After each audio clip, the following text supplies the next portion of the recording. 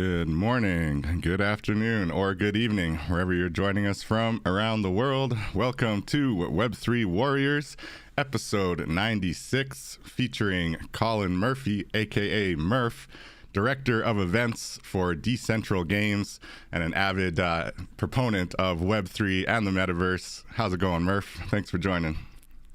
Doing well, man. Thanks for having me. Excited.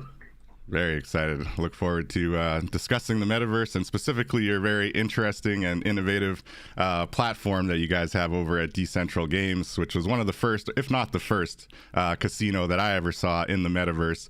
So welcome everyone to Web3 Warriors. I'm David Karoma, your host. Go by Chrome in the Metaverse. And today on the show, we're going to be looking at the topic of gambling in Web3 and specifically, you know, casinos in the Metaverse, other use cases we've seen around cryptocurrency that encourages and really kind of gamifies the gambling experience a bit more in the digital world. So of course, there are those who say that gambling is essentially or that crypto is essentially gambling in and of itself, right? And a lot of people don't see the intrinsic value in the decentralized cryptocurrency network and really the mission of what crypto is all about. And these days, you know, with a lot of the meme coin action and a lot of people investing on pure speculation and just for the culture and all that fun stuff, it's hard to argue that there are some gambling aspects when it comes to Web3 and crypto. But we know that we're here for the technology and we're really here for the disruption and the innovation that cryptocurrency brings. And so while, you know, we are all about the tech, I think it's an important conversation to look at gambling and look at gaming and look at how cryptocurrency and the blockchain and the metaverse, importantly, can actually disrupt the current gambling or gaming industry as we see it. So I'm going to highlight like a few points that I see kind of really maybe changing the game for the metaverse or for the casino space, for the gaming space. But then we'll definitely turn it over to Murph and hear about, you know, how exactly Decentral Games is taking on this interesting new frontier. We're hanging out in the Decentraland metaverse right now in one of their casinos that they have in Decentraland called Tamanoia. So that's what you'll be seeing in the background for those of you in the live stream checking it out. And as always, if you're tuned in on the live stream, we do encourage questions, any thought-provoking questions. The most thought-provoking might get a free NFT as a giveaway as well. So definitely want to hear from you if you're in the chat and anything we're discussing kind of stokes your mind, or you have questions, or maybe you disagree with some of the points that we're bringing up around what's being built in the metaverse. So always love to hear feedback from our live audience. So that's awesome. So looking at the use case of gaming in the metaverse and on the blockchain, you know, I think the most obvious one that kind of jumps out and that I really thought was interesting about how Decentral Games is pitching it is the reward system, right? So I think that a lot of people in the gaming space, in the gambling space, are used to just putting their money on the table, hoping for the best, and, you know, if they win, they win. We're using the slot machines and all that kind of stuff. But generally, you're not really thinking about, like, how am I going to get rewarded just from being here, just from being part of the experience, right? And so with Decentral Games, and I think with really any casinos that are going to be embracing blockchain and embracing the metaverse and Web3, there's this opportunity to actually get rewards on the back end just for being part of the community. So Decentral Games has kind of positioned this as you are the house, you know, and they always say in gambling, the house never loses, right?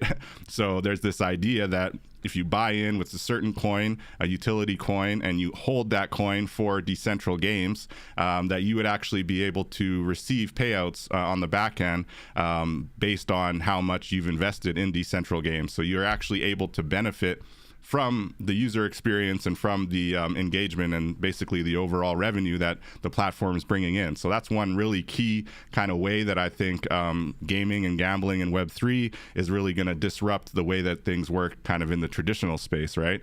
Another way is the transparency that you get, right? So a lot of the people that are in the traditional gaming space maybe don't really know or care or expect to be able to see kind of how the house functions, right? But with this on-chain dynamic, you have this level of transparency and level of like the odds are set, you know, based on code, based on smart contracts, and it's very reliable, you know, on what your odds are going to be, how the house functions, and so you have this new level of kind of transparency. So that's a second point that I think is really interesting and potentially disrupting for the industry. And then lastly, similarly, is the accountability, right? So you have the accountability of your transactions, the accountability of knowing if you win, you're going going to be paid based on a smart contract function, or even just based on the programming of the casino or the platform that's using it.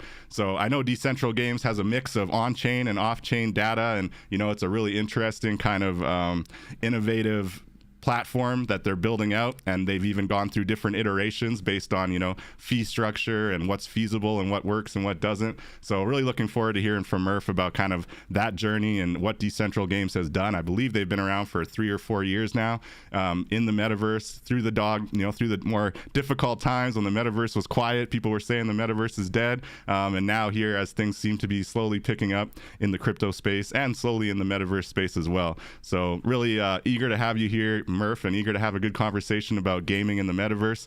And with that, maybe before we dive into a deep dive around Decentral Games, I'd love to hear just a bit about yourself and what brought you to Web3 and the blockchain, and then we can dive into Decentral Games. So thanks again for joining, Murph, and what brought you to Web3? All right, appreciate it. So it's been quite a journey. So I'm Murph, go by Murph Justic in Decentral land. Murph Justic on socials. Old gamer tag that once I entered the NFT space and Web3 kind of stuck, so it became my identity. Nice. Mine's a gamer tag too. Chrome. I've had that since I was like 10 years old. It's so funny. I was like, oh, well, I guess that's it. That's cool. So I first came across Bitcoin. Was my first, intro to blockchain, as many, back in 2013. Just kind of heard a friend of mine was mining on a PC. He was making like $10 in Bitcoin a day, and was like all jazzed. I was like, I remember I was going to get into it, one of those stories. I was like, oh, this is cool. Like, I'm so down, and just didn't follow up and kind of forgot about it. Right. And heard about it now and again. I'm like, oh yeah, that was what my buddy was doing years ago. And then 2017 came around, and one of my best friends worked for Dex. And so I was like, oh, okay. So I started kind of looking into it a little bit, just, when he was talking about it. And then 2017, the big pop, right? The ICO kind of rush and bubble. So that's why I really started paying attention. And I remember I picked up my first Litecoin, was the first crypto, right at the top. Like it wasn't much. So like I think I turned like $300 into $70 or something at the time. So I was like, okay, that'll happen. You got to learn the hard way, yeah, right? But it was, which I think was probably a good experience, just because it made me wary from the beginning, and just conscious of that. So, but it really opened my eyes to the tech and kind of what was going on and the excitement.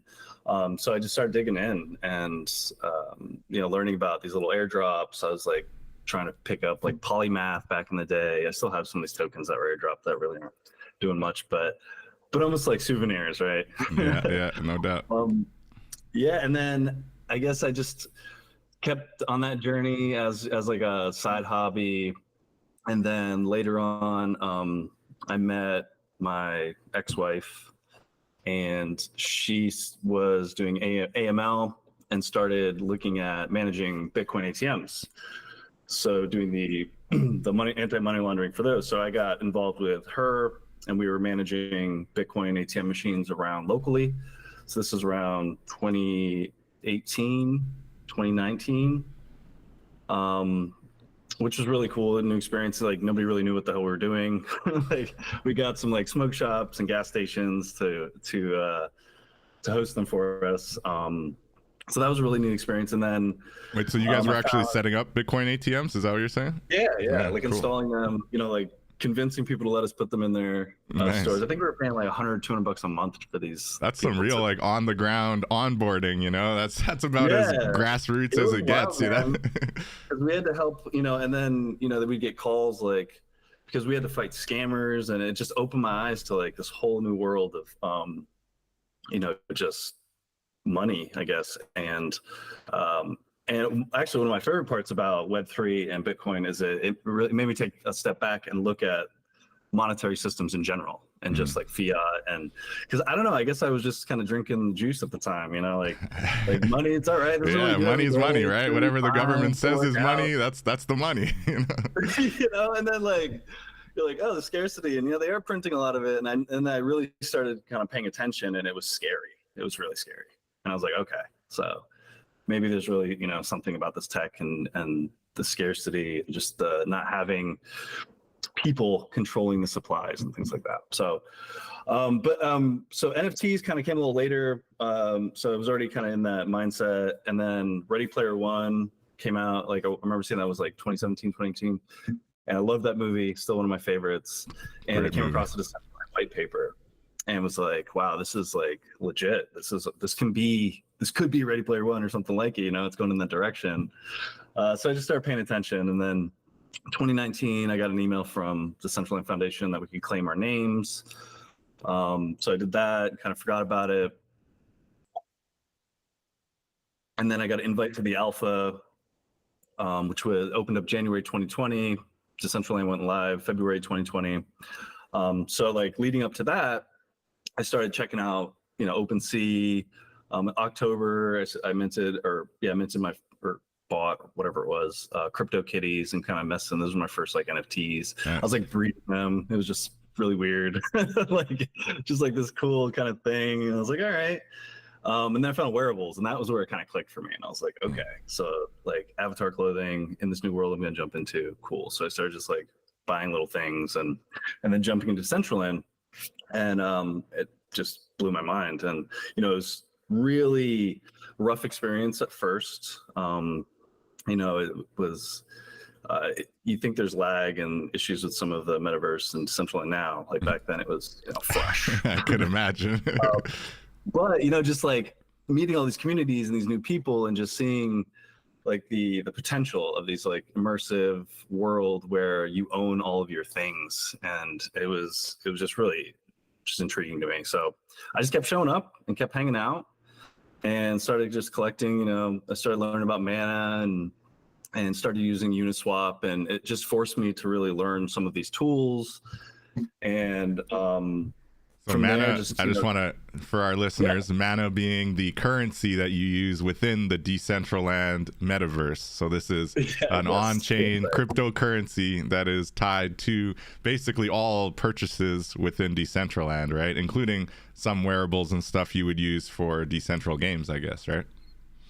Exactly. So it's an ERC20 token that the marketplace basically runs on. So the native marketplace for Decentraland, everything's listed in mana, and it's their token. So very cool. But yeah, so for that, because I needed to get mana to buy clothing and these things, and then Uniswap did airdrop, and I'd been doing like all this stuff with Decentraland, and I got a decent airdrop from that, and that's kind of really opened my eyes to this whole thing. I was like, whoa. There's like real value here. Like I'm actually getting paid for what I've been doing. like what?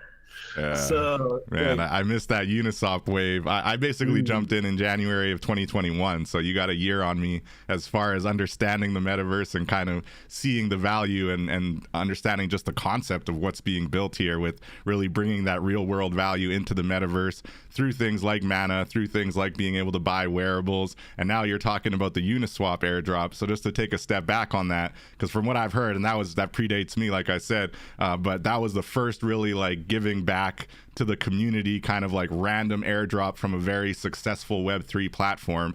So one that I benefited from was for Ethereum naming service, that big airdrop they did, because I had a bunch of ENS names at the time. And so that was like, I couldn't believe it. Like, thousands of dollars just falls out of the sky into your wallet for being part of the ecosystem, So because you had been in Decentraland from January 2020, February 2020, and you were using Uniswap to swap, you would buy Ethereum and then you would have to swap into mana and whatever other currencies you need. So from doing all of that, you got, your wallet was on the system with Uniswap. And when Uniswap came around and said, oh, we've made all this money from all these people doing transactions on our platform, we're going to give back to the community. And because they have the wallets of everybody who's ever transacted on their platform, they were able to just give a specific amount, by percentage based on how much you use the platform directly to their wallets. So all these people that were using the platform without any expectation turn around and had thousands of dollars in their wallets one day because Uniswap felt the need to give back to the community, you know. So that's Web3, that's blockchain, and that's really, you know, what we're here for when we think about what is the change from Web 2 to Web 3, you know, changing from scarcity to abundance, changing from, you know, competition to collaboration. So I just want to emphasize that, like, that's a really cool kind of example of how that one payout helped you realize like the value of what's happening in Web 3 here. And then you went on to basically jump into Decentral Games as a platform, right? Yeah, I know. I'm kind of like dragging this one out, but it's a fun journey to like kind of reminisce on, right? Yeah, it's awesome. And I think there's a lot of people who don't understand just how we, like those of us who are really fully indoctrinated into Web3 and why we are. It's because of that kind of like actual ability to build community and give back to community, you know? Well, and this time too, COVID was like hitting, and then so it just there's like this influx.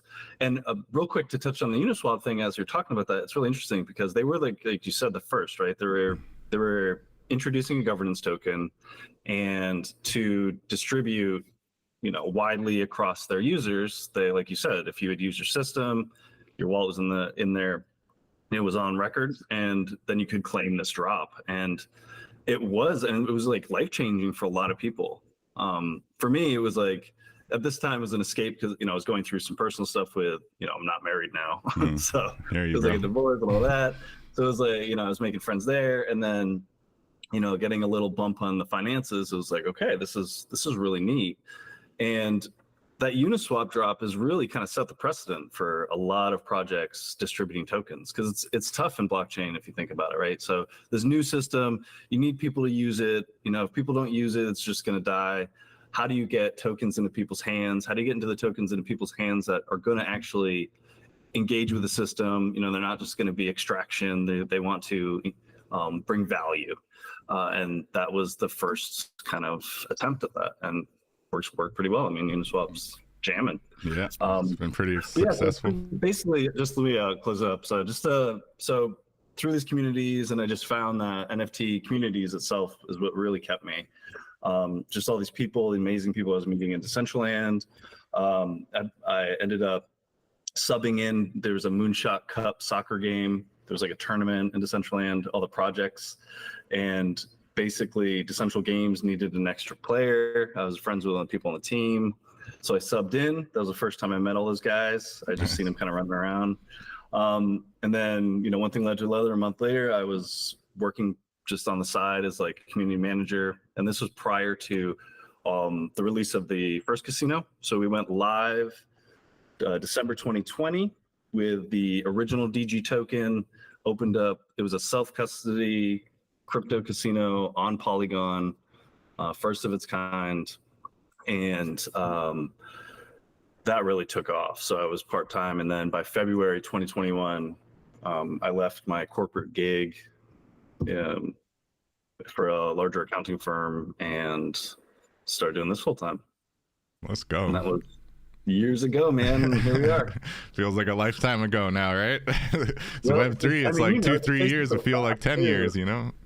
He's like, oh my gosh, I can't believe it's 2024. Yeah, that's wild, man. That's really, really cool. Thank you for bringing us through that journey into Decentral Games. And the fact that you kind of made the bond more official by playing soccer in the metaverse is pretty freaking cool, you know?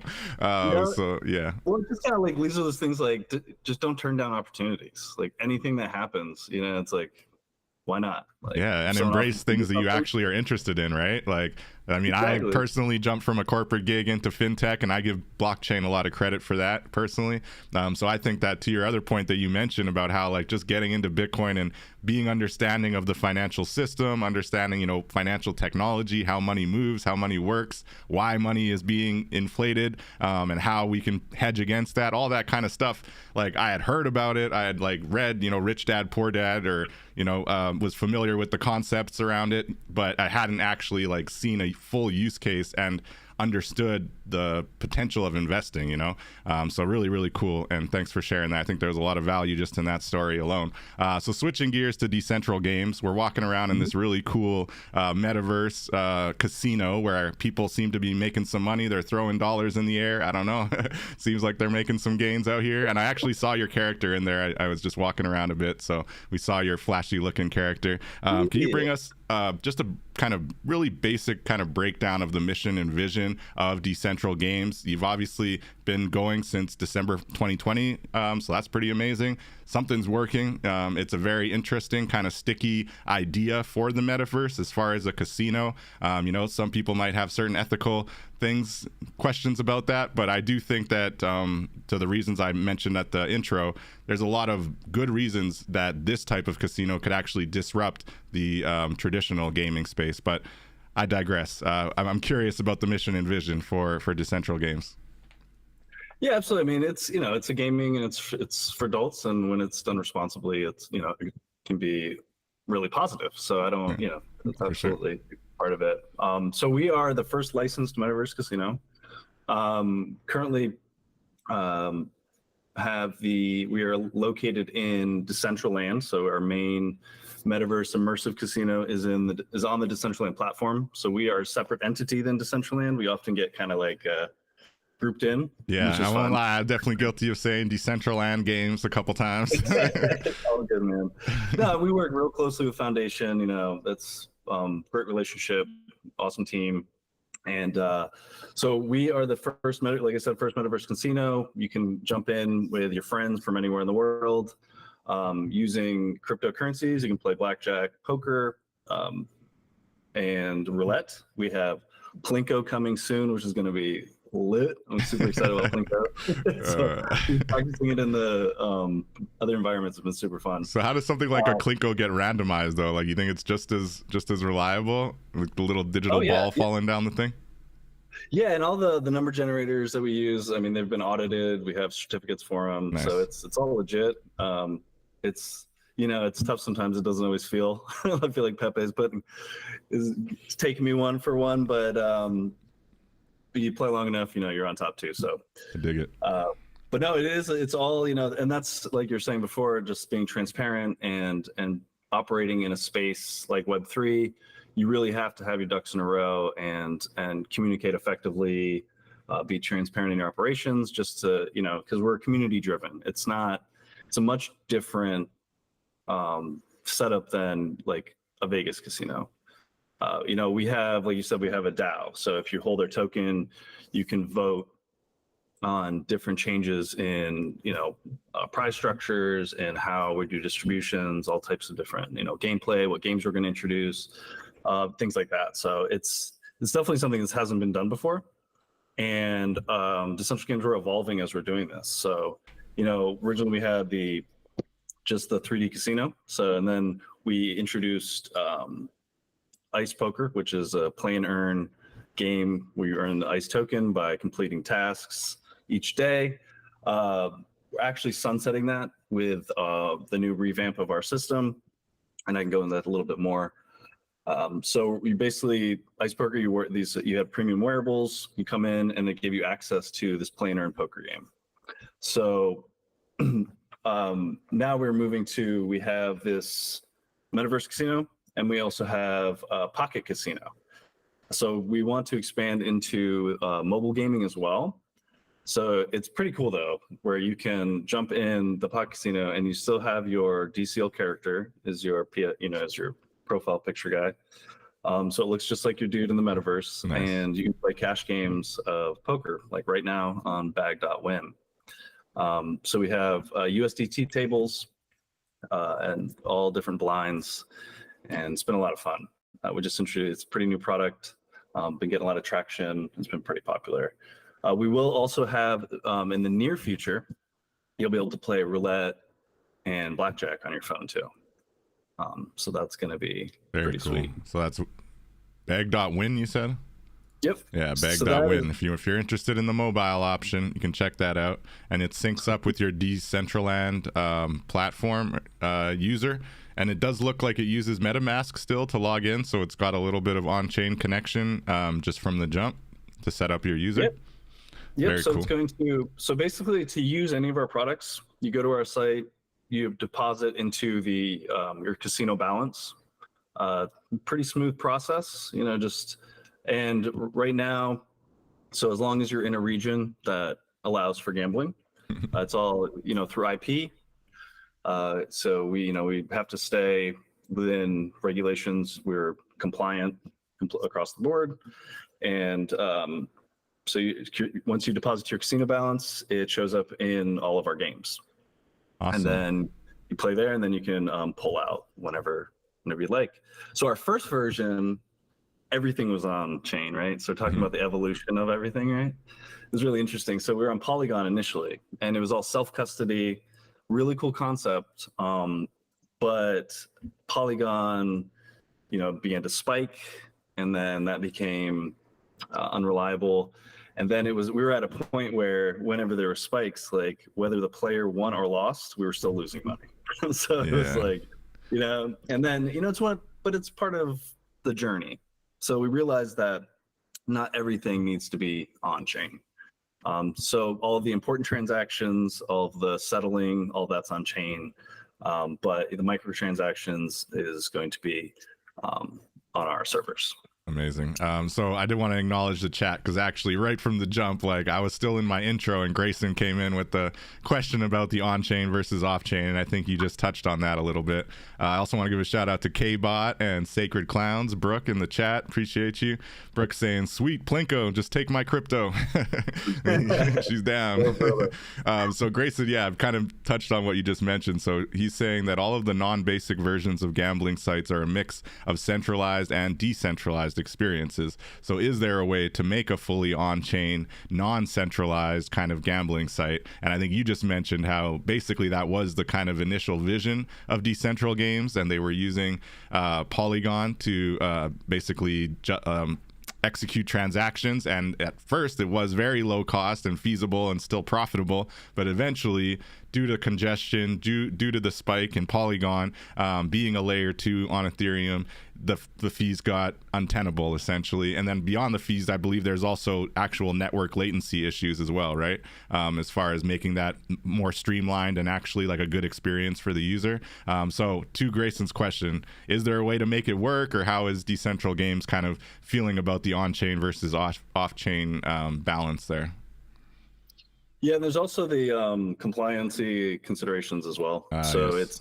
It's, so we have to comply with Malta regulations, and a lot of that includes being able to control, like, what is it called? Self-custody? Self-custody. There's certain just items that we have that we can control easier from the back end from our side, but we do keep everything transparent, and like settling in and out of deposits and withdrawals are all done on chain.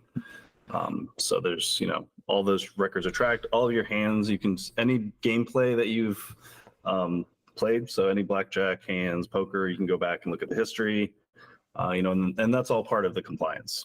So we offer so all that information up so that you can always research, and that's on chain, like that data is actually kept on chain? No. Okay. That data is but it's accessible from all of from our site. Gotcha. Okay.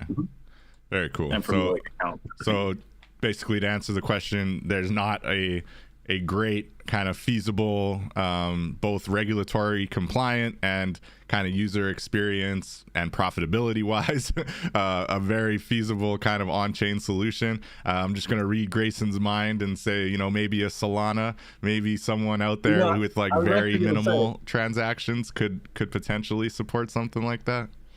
Now there probably are some more options. We grew up with Polygon. Like when we first started, we were one of Polygon's first major projects. And then there just wasn't all of these L2s back then. So or even new L1s like Solana, right? Yeah, we're integrated into Blast now as well. It's like a new yield-bearing L2. Actually, we have a big campaign right now. Bag is on Blast. If you deposit from Blast into our ecosystem, your casino balance, every wager you're earning Blast points. So there's this, I don't know if you're aware of the big Blast campaign going on where you earn vaguely aware. I am not in though. I have not jumped in. With a different app. Well, we were one of the Big Bang competition winners. So we're getting this huge allocation of Blast points, Blast Gold. And so for the next few months, we're going to be really pushing this, incentives around for all of our games, whether it's wagering in the metaverse, Pocket Casino. We'll be probably doing like gold drops for competition winners and incentives like that. Amazing. So we have the metaverse product, we have Bag.win, and we also are teamed up with Virtue Poker, which is a poker site where we run our MTTs, so the multi-table tournaments. Right now, we run $100 free rolls. So if you hold 5,000 bag, which is like $25 right now, in your wallet, you can enter these 6 tournaments each week. And each one has a $100 prize pool.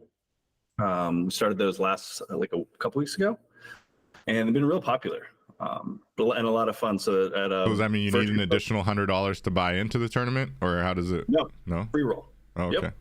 So if you hold bag, you can register and play for free. Cool. And what's the site for Virtue Poker for any listeners interested in a little bit of digital poker action? Let me make sure. So it is virtue.poker and then /clubs. So we created the Bag Poker Club. Okay. So you join the Decentral Games Discord, you get the password, you can join, and then you become part of the Bag Poker Club. And from there, you can register for these weekly tournaments. It's very cool. It's a lot of fun. It's a really cool platform. So we actually, we are teamed up with Virtue. So that will be a long-term partnership. And this is a pretty popular site as far as like different poker clubs can kind of just tie in, and it's like an aggregator for.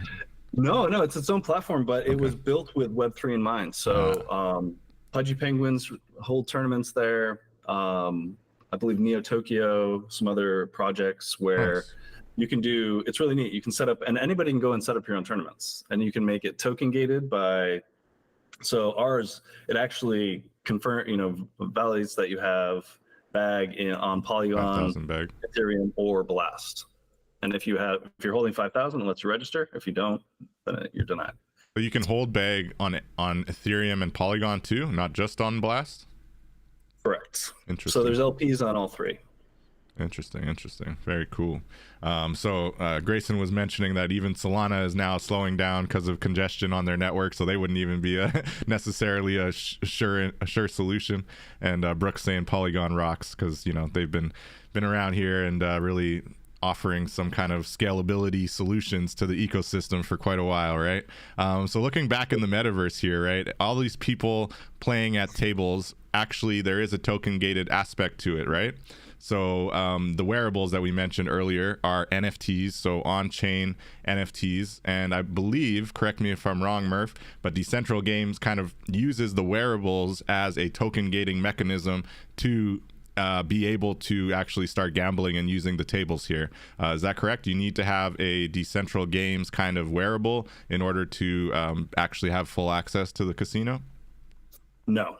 Okay. So all you need to do is deposit into your casino balance, and you can wear whatever you want to play in the casino, or even Bag.win. So what's the benefits of the Decentral Games wearables? Yes, no, you're close. The casinos, you don't need the wearables. For the SNGs, there was a wearable that you could load with Shine, which is now tickets. So we're doing this migration from GG token, ICE token, and XDG, which was our staking token. So like a lot of tokens going on, right? That's a lot. So that's why over the last couple months we've been working towards, and now we've released the bag token. So you trade your DG and your ICE, you can migrate it over into bag, and we can do that on our site. And then you can use bag for all of our ecosystem. So a holding bag in your wallet when you're playing in the casinos actually gives you multipliers, so you're getting cash back. So you get a certain amount of cash back for every wager, whether you win or lose, if you're holding bag in your wallet. There's also the premium wearables we'll be releasing soon. So originally we had the all access wearables gave you entry into the play and earn type of challenge mode that we had, we earned the ice token. Right. So we're going to be repurposing the utility of those since we're going to be sunsetting ice poker. And holders of that will receive tickets into the sit and go tournaments every week for having the premium wearables. And you can also claim like casino USDT to use in the casino. So it's called bonus. So bonus funds just have a playthrough requirement before you can cash out. But every week, if you hold the premium wearables, you'll get an allotment of this bonus USDT for free just to play. Dang, that's even better than I thought. Yeah, no, the premium wearables, like it's change, and I know this, because like I said, we have a big community, and there's there's a lot of people, and we know that some changes don't make everybody happy, but we really keep the community and the value for our community in mind, and so bringing the updates to these premium wearables, it's going to be a real good thing. It's going to be great, and it just aligns incentives with our ecosystem as well. So it's not purely extraction. You're going to have people engaging with the platform that want to be there, and they'll be rewarded for it. Amazing. I'm looking at the cool wearables you got on your site here. And how early did the Decentral Games marketplace kind of come to fruition? Like, was it always part of the vision, or was it something you kind of realized could be valuable later? I'm just curious about kind of the thought process around that and integrating that, because everything you just mentioned about the premium wearables, giving higher yield, giving bonus USDT that you have to actually use. You can't just cash out and take the bonus, right? You have to like play and gamble. And if you happen to win, then you're actually going to get winnings on free money. So that's pretty awesome. Well, yeah, and you're still getting your cash back on that when you're betting, right? Like, because you're getting, depending how much bag you hold, and you can use them you can use all your bonus funds in the casino competitions. Which the 1 hour competitions we do, it's like 500 plus in prizes. The 24-hour competition that's going on right now is about like 700 prizes each weekend. Wow. Including wearables, crypto. It's been a lot of fun. They're a lot of fun to run too. That's awesome. I realize I can't play in all of them, so. Yeah, I can imagine it gets to be a bit much. But yeah, to the question, how did you come up with the idea, and how long have you had the DG wearables? Have they always been kind of part of the system? So originally they were the all access wearables that gave you access into the challenge mode. So we were releasing those back, it's been a year and a half, couple years now. And those we released, I think 16 or 17, maybe more. Yeah, don't hold me to that number. Collections, which had 5 each, and then you could level them up each 5 times. We've had some really cool partnerships. We had a Mutant Ape Yacht Club hat. We did like beanie that you could level up, and it got you into the games. We've worked with CoinGecko. Partnerships with our sit and go products. We've been busy. Very cool. I'm looking through the secondary market here. I'm curious how much they were when you had to buy them new. I remember about 2 months ago, I was looking through here. I think I mentioned to you before the show, and there was this really cool set of Egyptian wearables that I was about to buy, and they were like, I could have got like 3 of them for around 0.06, I think, and I was really thinking about it, and then I came back and they were gone. And now when I look through the secondary, I'm looking for Egyptian wearables, and like the best one, I can get one for 0.047, I think. But very cool. I love the different vibes, the different themes, and I like that they give you kind of premium benefits in the casino and in the platform. So that's really amazing. The use case for like NFTs, right? Sorry? Yeah, they used to be real expensive. I was thinking, yeah. I think we're benefiting from that downtime in the market right now. So I'm still definitely considering it. As I mentioned to you before, like personally, haven't done much gambling myself and don't have a great track record when I do try the few times that I have. But I do like playing poker with friends here and there. And I do like blackjack kind of just for fun as well. So I've definitely been interested. I've been kind of looking at Decentral Games ever since I heard about it, really back in 2021. But haven't had the time or liquidity to be like, oh, let me try this out here. But it's really amazing. And kudos to the whole team. And I really think the way that you're incorporating the NFTs, incorporating the wearables, adding the different kind of on-chain token-based benefits and rewards is just really, really fascinating. So I did want to mention that we did meet in IRL in Miami, which was really cool, at a satellite event for Art Basel Miami, and really kind of trying to integrate the metaverse into these IRL educational and creative events that we have.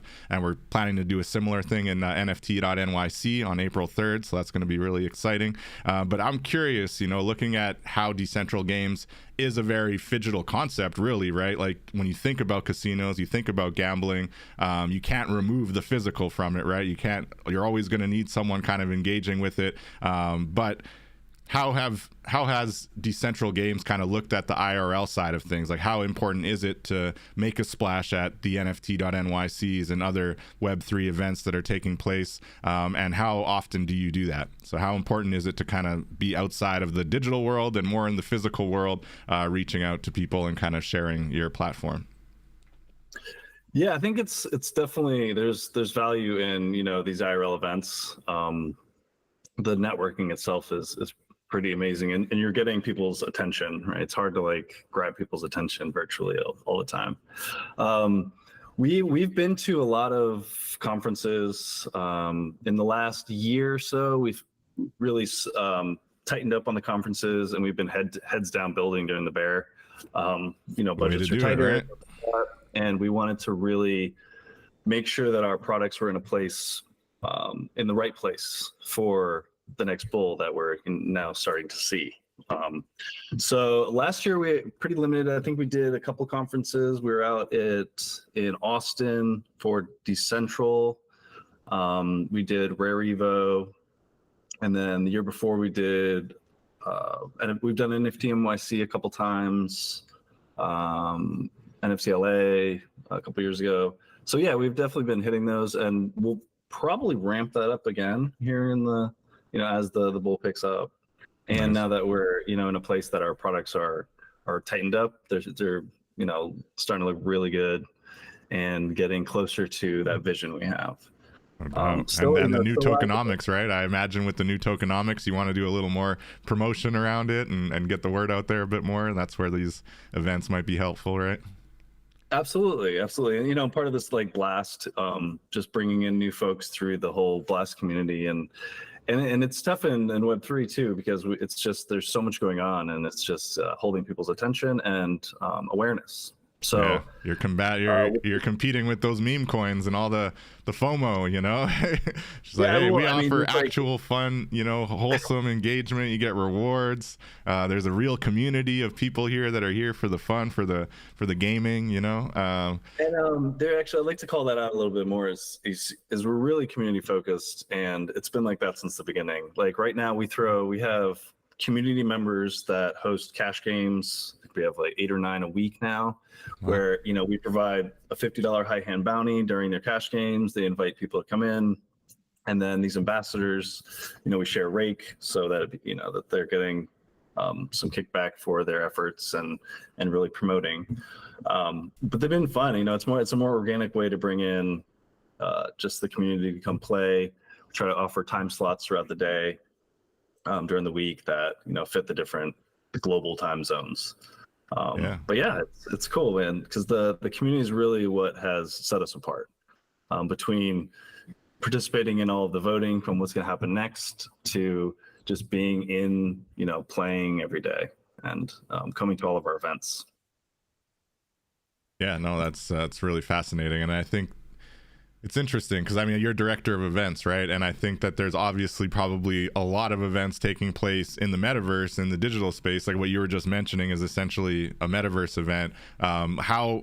How much of your job is devoted to actually having events take place in the metaverse and making sure that there is kind of content, something to do at Decentral Games in the metaverse on a week-to-week, month-to-month basis? Is that kind of the bulk of your job, and then like physical events are just kind of a bonus? Or how do you kind of look at the subject of events under the brand?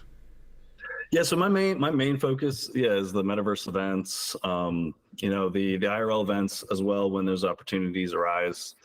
So I basically produce all of our competitions. We have we bring in music. We've had comedy acts. We've done community showcases, art shows.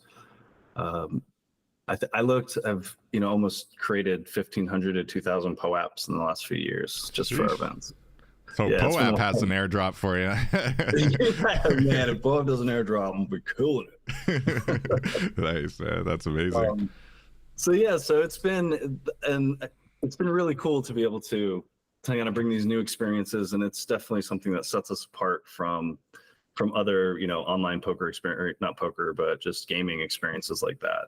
100%. So you can come play a couple of hands of blackjack, and then when if you need to take a break, go run over and hang out with your friends, listen to some music, maybe enjoy a comedy show. So, and you link up the Discord with that too, right? Which is a whole other kind of digital space that all of us, the gamers and now the NFT, people, the natives in Web3 are very familiar with Discord, but some out there might not be. And that's another whole extension of your community that's not quite as 3D. It's very much 2D and kind of like being able to speak and chat, but also an important piece of that puzzle, right? Yeah, we have a thriving Discord, and I've actually had some pretty large projects come out and be like, hey, kudos on how you guys set up your Discord. Nice. Well, that's where our support staff, we have to our community coordinates, everything kind of happens there, and we pride ourselves in providing that clear communications and quick support, because we're a casino, so we're dealing with real people's money, right? No doubt. And we want to make sure that everybody's comfortable and confident in the system, and if there is, because it is we're in this metaverse, there are bugs, there are things that happen, and say if you're playing poker and your connection gets cut, or you lose your balance, something funky happens, we're there to make sure that it gets fixed, actually address it. That's great. Absolutely. So customer service is even beyond that. It's community service, and there's like real complete transparency. And if you guys mess around, you better believe the community is going to be at your door with pitchforks, because I love our community, and they are not shy. So amazing. Yeah, and on top of that, we hold a monthly all hands meeting. So it's usually the last Thursday of the month. Wow. We get on a call, we discuss everything that's happened in the past month. We discuss everything we plan on doing, and then we take a Q&A. So we really value kind of the input and providing that clear communication. Amazing. That's what we love to hear in the Web3. And Grayson mentioned it's very important to note that you are doxxed and your team is doxxed as well. So, and yes, everything's very, again, transparently available. So no shenanigans, no funny business here, really trying to build out a real brand, a real casino in the metaverse. So, and they've done it successfully and continue to build. So that's really, really cool. And yeah, building in the open, touching base with community once a month, like that's amazing. That's beyond what I think most businesses and platforms do when it comes to kind of building out. So that's really cool. I did want to mention for the listeners, POAP, for anyone not familiar, is the proof of attendance protocol. And so these are NFTs that have been very popular since kind of 2020, 2021. And so when he says he's issued around 1,500 to 2,000, these are tokens that are given to people who attend a specific event, right? So now you have a memory of attending that event in your wallet. And technically in the future, you could actually want to reward people who attended a specific event. You could do that by tracing the POAPs, seeing all the wallets that have that specific POAP from that event, and then giving them a reward directly to their wallets. So having given out 1,500 or 2,000 different POAPs means he's hosted that many events. So very, very cool, and definitely a cool use case for the NFT technology. And I think POAPs are an interesting platform, and I'd love to talk to someone from their team sometime, because it's an interesting one that there's a lot of competitors out there, of course, and anyone can create an NFT and say that it's proof of attendance that you attended a certain event, but the way they've really kind of simplified it and made it accessible for people and brands has been pretty interesting. So just wanted to highlight that for anyone not familiar with what the POAPs were. Shout out to POAP. Now they've been in it for a long time and been pushing. I love what they're doing over there. Patricio, the founder, great guy. 100%. Very cool. So how are you feeling about kind of the Decentraland metaverse in general and the adoption of it and kind of its evolution.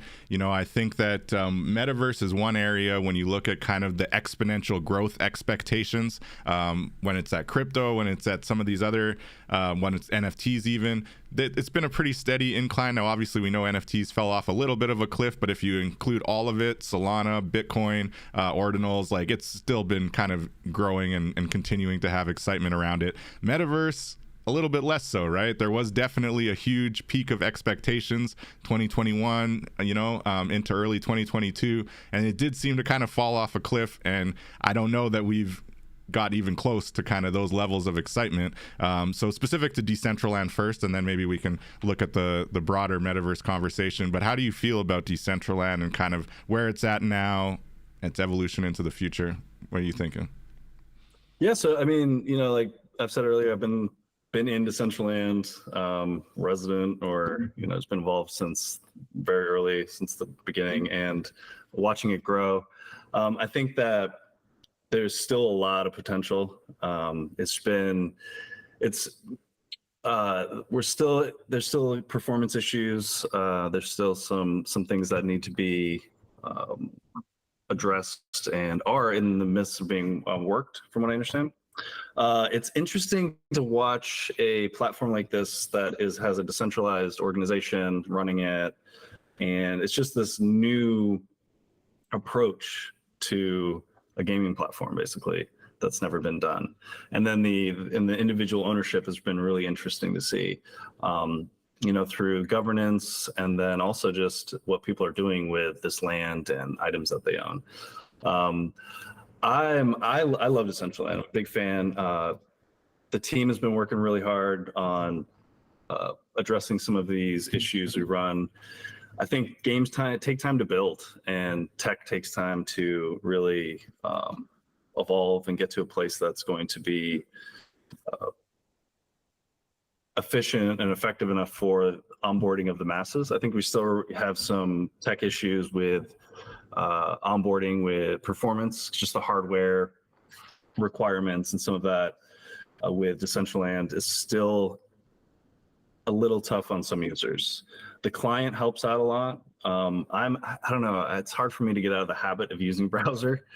And but from what I hear, there's going a full revamp of client, going to SDK 7, and all this is going to be coming out this year, and we should see some jumps and improvement in the performance.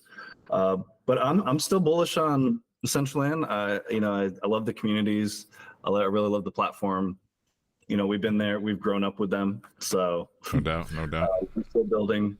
We've expanded to 2D, some mobile products, and we've been looking at expanding into other metaverses as well.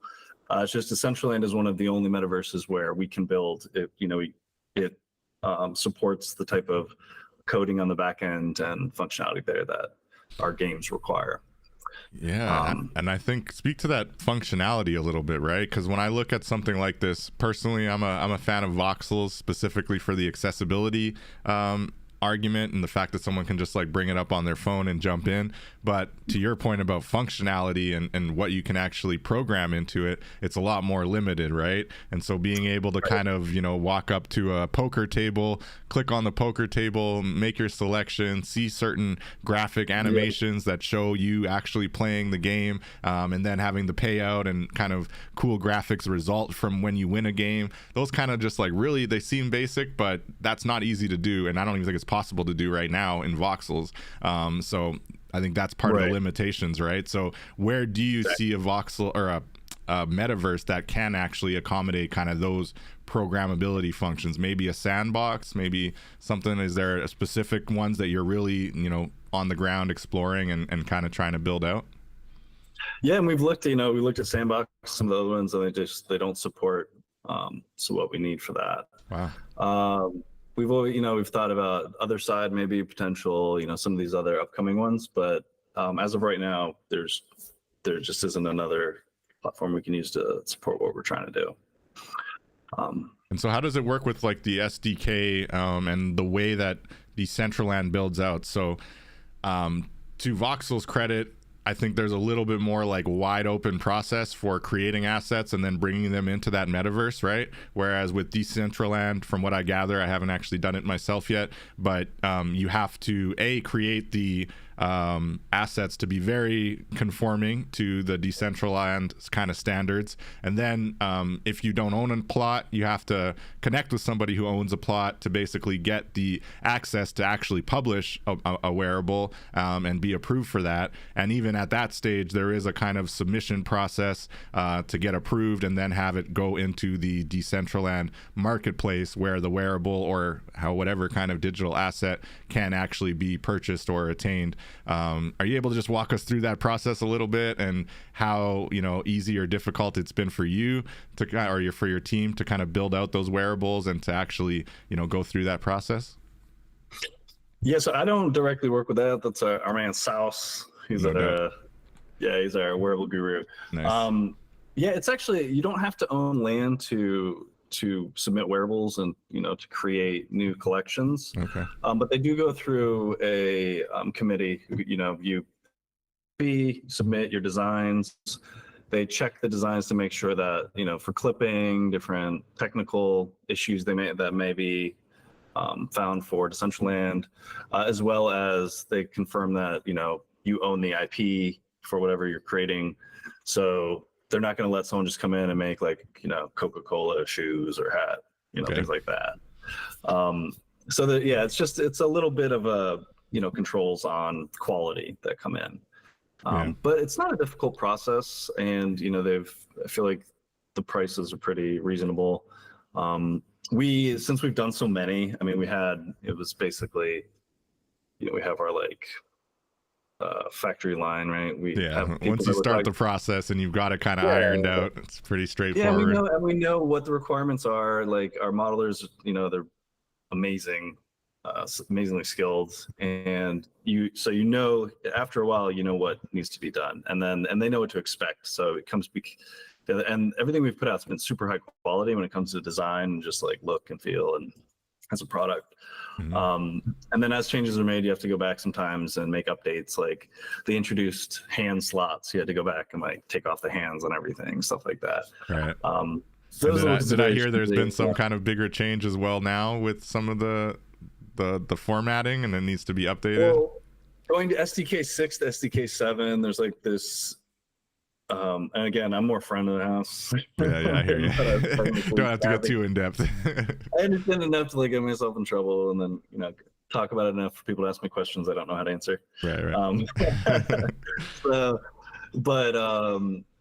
But yeah, so I guess this update is allowing for a lot more functionality with like objects and what you can actually do within your scenes. But with that, you know, it's going to require updates on the back ends of all the scenes that are there. So for us, we're still in the SDK 6. It's a big lift for us with all of our games. So we'll probably have to look at doing that later in the year, or see if we can get around it for a bit. No doubt. No, that's interesting though, and I think that speaks to the building in real time and the building in public, you know, and that's on the Decentraland side as well as on Decentral Games side, because I know Decentraland continues to adapt and kind of evolve and meet the needs of the community, and also want to scale, right, and be able to support scalability. Yeah, and so in the land issue, you know, there's another way to be able to build, because they have the worlds now. So if you own a name, which is, you know, a much more accessible price point for most at 100 Manaverse, you know, land, which I think a quarter ETH or something now. But, you know, with a name, you can set up a world which isn't in the main Decentraland. So if you're running around Decentraland, you're not gonna find it. But it's really easy to navigate to using the name of the world. So there are those options for builders that want to build experiences that don't own plots. So it's there. That's cool. So all you need is the name, and you can start building these worlds, which are, again, not connected to the broader like community metaverse where you can walk from one plot to the other, but they are standalone worlds. And I've seen one or two of them, and they're pretty cool. And then you can obviously build that out for your own functionality and share it with your community, and, you know, create actual experiences in there. So all you need is the mana name for that. Yeah, and then and you can even like, so if you can teleport to them too as well, set up like a teleporter on a main. So you can actually connect it to the main metaverse and just jump out via a link. Yeah, and I can envision a world where Decentraland is just, it's a giant, realm of portals to these little experiences. So it's like each main plot can host so many, almost introductions to what the big realm that you're gonna portal into would be. But Awesome. Yeah, I can see that. That's really cool. I'm going to take a closer look at that for sure. So 100 mana is not too bad. But yeah, those plots, I mean, a quarter ETH is not as bad as they have been. I know they were at some point several ETH, but 0.25 is still a good, cool $1,500 or something at this point. Yeah, so, don't quote me on that. I haven't looked in a while. Well, whatever. Yeah. But that is kind of the general that I've seen when I was looking. It's been a little bit too myself, but very cool. And I do like Decentral. I know enough landowners to hopefully be able to collaborate with them and build in the space without necessarily owning a plot. We do have a plot in the Voxels metaverse, which is really fun, but definitely looking forward to building in Decentraland a little bit more. I was curious when looking at the wearables piece, have you been kind of including the community in that? Do you have any kind of like community outreach around design and creativity for the wearables, or has it all been kind of your wearables guru kind of taking that on and building them out? We've actually done some really cool collabs with the community. We have KJ Walker recently did a really cool comfy hoodie hoodie. We'd collabed with familiar with Dollhouse and Tank Poker in her group, done some wearables with them. Rustan, he's a body painter and artist within the community, does really amazing work. We did a cool skin with him recently. It's like a body paint of king and queen, depending on what your avatar is. So we'll like collab, and then they can distribute theirs or sell them how they want to, and then we'll give some out in like our different competitions and have different ways to access them. And they're usually like limited mints, things like that. Very cool. Yeah, we've done a lot of collections internally, but through the last few years, we've done quite a few collabs with partnerships and things as well too. Awesome. Yeah, shout out to Tang Poco. I'm actually rocking her Dollhouse sweater in the metaverse right now that she hooked up.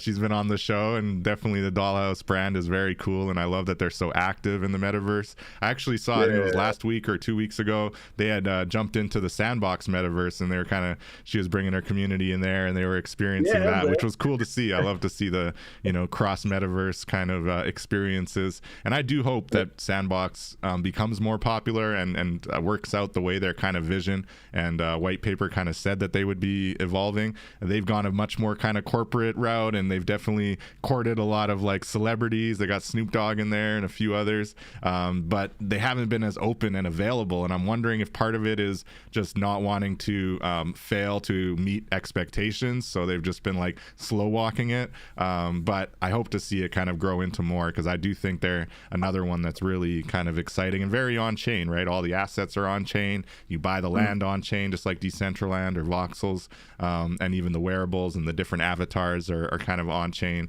Have you had any experiences in Sandbox? Any thoughts towards that evolution? Yeah, no, I've been following Sandbox since pretty early. I have a couple avatar skins. I actually jumped in with Tang the other day when she did the little run around. And I love this new trend of like our Decentraland communities or people from that community jumping around and hanging out in these different spaces. And, it's not just, we can only be friends over here. It's right. Really Web3 peeps. That's it. The Sandbox, I don't know, like those are different in their modular versus Decentraland's open world. So they have different challenges because like you run around Decentral, everything's loading up around you. It's seamless from one spot to another. Right. Where Sandbox, really the lobby is just a real fancy menu. It's like an engaging splash page, because you're just you're finding portals and you're jumping into these standalone experiences. Right. So it's a bit different. And I don't that's where I'm curious, because I know that's the way it is now, but from what I gathered, the goal is or was to have the seamless experience and to be able to walk from one plot to another and to not have this like you say kind of like main area where you can run around, and it is cool. It's definitely a metaverse, but you're jumping into a portal, and then you link into another kind of closed off space that again is pretty big, open 3D world, definitely still metaverse, but not interconnected, right? I've been thinking that eventually it will be that interconnected, running all over from one plot to the other, and for whatever reason they just haven't gone there. But maybe they are just kind of scrapping that and going with the more kind of closed off experiences, which is fine. That's kind of like a spatial, but the downside of that is people have paid a lot of money thinking that their plot besides Snoop Dogg was going to matter because they could just walk over to Snoop Dogg's plot, right? Yeah.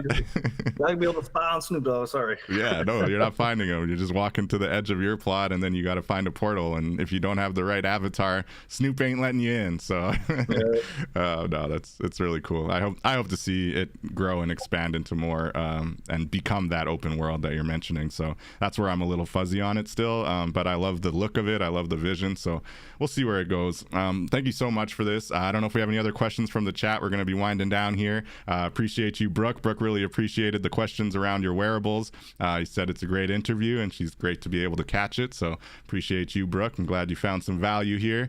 And Grayson and K-Bot and everyone else watching, appreciate you being here. If you have any questions, now's the time as we wind down. Murph, just curious, what are you most excited about going into 2024? And I think you mentioned Bag, you mentioned the mobile app, so there's a lot around the corner for Decentral Games. What are you specifically looking forward to most this year and kind of into the future? Yeah, just this bull run, just the gaming coming out. I'm stoked about, some of the partnerships that, coming forward, and just the evolution of our games, like getting Plinko in. We're going to continually be adding some new features, and just bringing in the next billion people to the metaverse. Billion people, let's go. Even a million new people right now would be pretty awesome. But yeah, let's go. Let's get it. Billy. Yeah, man, I'm excited to see, the hype back in the space. I'm excited, just to get the attention back on all of these amazing just products. Let's go, 1000%. Well, I really love how you're disrupting the gaming industry and bringing in this new kind of community-focused gaming option. And it can be fun. It can be about more than just making gains, and definitely not even trying to be a FOMO. You're not advocating for you need to be here. You're gonna miss out. You're gonna make money here. It's more just we've got an awesome community. If you enjoy poker, you enjoy blackjack, you enjoy roulette, now we got Plinko coming in. It's just a cool place to hang out and connect with other people who maybe also enjoy those things. And then you connect in the Discord, and it can lead to all kinds of other friendships and opportunities. So very, very cool. And your experience is very Web3, man. And I love how we both kind of jumped out of the corporate rat race and jumped into Web3 or fintech. And so I think we have a similar experience in this Web3 wave and where things are going. So I really appreciate this time. Any final words before we wrap up here? Yeah, check out the Bag token. It's our just dropped. Definitely check out the Blast, all the cool incentives, the big program they're doing over there. Get those Blast points. They're going to be doing a huge drop. Come check out what we're doing, man. Would love to hear from anybody. My DMs are open and can answer any questions. If anyone wants a tour, let me know. And just excited to see, excited to be on this journey with everybody. So amazing. Everybody, great weekend, and appreciate you showing up. There you go. Thank you for the alpha on the Blast token. You heard it here. Anyone check that out? Definitely looks like they'll be engaging in the airdrop season that we're all enjoying. So I'm going to be checking that out for sure. And I really love what you're building out, and definitely like that you're taking the community approach. And we'll stay connected. Connect with Murph on Twitter at MurphJestic, and definitely follow him there. Very accessible. And jump into Decentraland and go over to Decentral Games. Their website is decentral.games, and you can find all of the information on all the stuff that we discussed here right over there. And appreciate you all. Next week we will be off. I got a family thing I got to do, so we'll be away next week, but back in 2 weeks in the metaverse, chatting about the Coralverse actually. Shout out to that team over there, and appreciate you. Appreciate you, Murph. We'll be in touch. Thank you so much. Hopefully we can connect in New York, or at least engage with Decentral Games somehow at that metaverse event we're pulling together. So really excited about that opportunity as well. Thank you, Murph. Let's talk. Hey, thank you so much for having me, man. This was so much fun. I really enjoy it. I love what you're doing. And until next time. Appreciate you, man. Till next time, everyone. We'll catch you in